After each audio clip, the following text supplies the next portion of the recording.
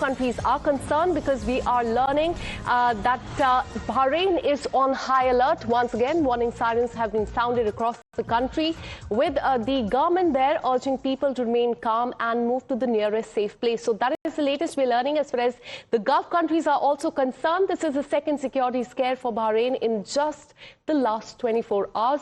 Earlier, Iran was accused of launching drones towards Bahrain, claiming it was targeting U.S. military assets in the Gulf.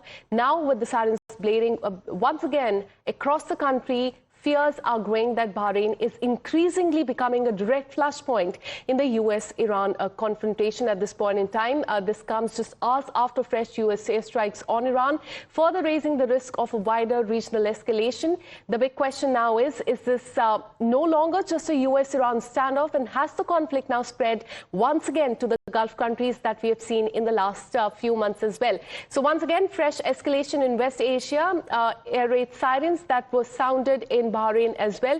Let me once again go back to Mr. Mike on this. How do you look at what is happening as far as the Gulf countries are also concerned? Because Iran is attacking Gulf countries, but also maintaining that it is attacking the U.S. bases there in retaliation to what the U.S. is doing as far as Iran is concerned. Your take on this? Yeah, why is Bahrain significant? Because that's where the U.S. Navy Fifth Fleet, the overarching Navy command, is located. So that's why we've only seen strikes on Bahrain.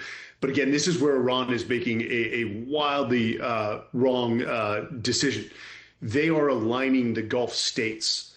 They are aligning the Gulf states not only against Iran, but they're pushing them towards Israel. I think one of the things you're going to see while this MOU and the negotiations toward a final deal are going on, you're going to see President Trump push the Gulf states to enter an Abraham's Accord 2.0 that aligns the Gulf states with Israel. That has the ability of changing the architecture, not only from a security perspective, but an economic perspective within the Middle East. And that Abraham's Accord 2.0 also further contains and isolates Iran. So just wildly, just horrible decisions on the part of Iran to continue with strikes when they have a deal right in front of them.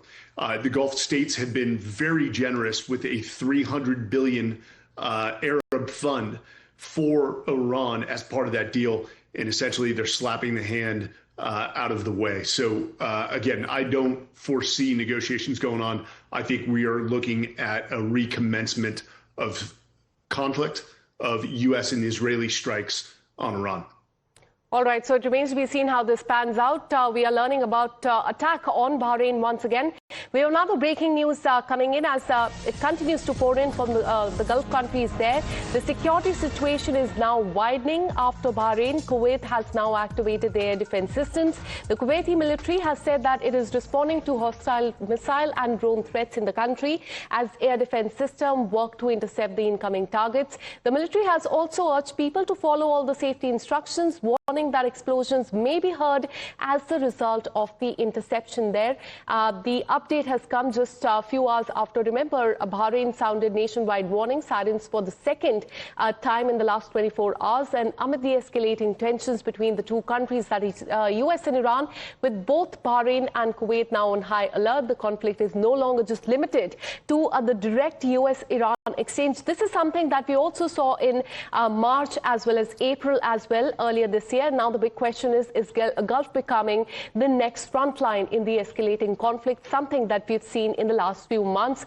Kuwaiti air defense system, they have intercepted the drones coming in from Iran at this point in time. Mr. Mike, how worried should countries across Gulf be after the drone attack on Kuwait as well as Bahrain? Because this is not the first time that we have seen this in the last few months. UAE and Bahrain, Kuwait, all these Gulf countries, they have come under attack. How worried should they be, and what is the role of the mediators now to make sure that we don't see 2.0 of what we saw earlier this year?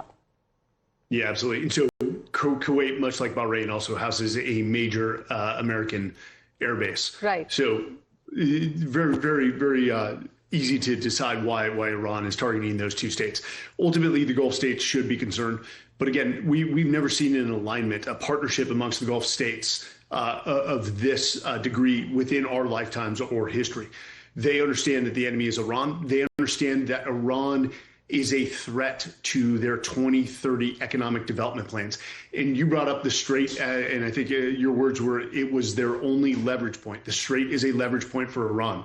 The Gulf state partners are already discussing how to reroute oil pipelines to the Red Sea and Mediterranean to essentially, within years, rob Iran of any leverage or disruption to their oil exports. So, I think you will see ultimately a further aligned Gulf partner states. They will be working together. They understand the strategic threat to the Strait of Hormuz in their development and their economic plans. So again, a wildly just strategic miscalculation on the part of Iran. As of now, I don't think you can prevent a 2.0. Trump said it in his statements. All right. They just can't learn. Absolutely. And a warning that is also coming from Donald Trump. And he's also saying that strikes on Iran in the last few hours were carried out because it was Iran that has violated the ceasefire. Again, we have not heard anything from Iran or the Iranian media at this point in time, but we'll continue to get you more updates on this. Thank you so much, Mr. Mike, for putting that into perspective. With this, a very short break. More news and updates on the other side.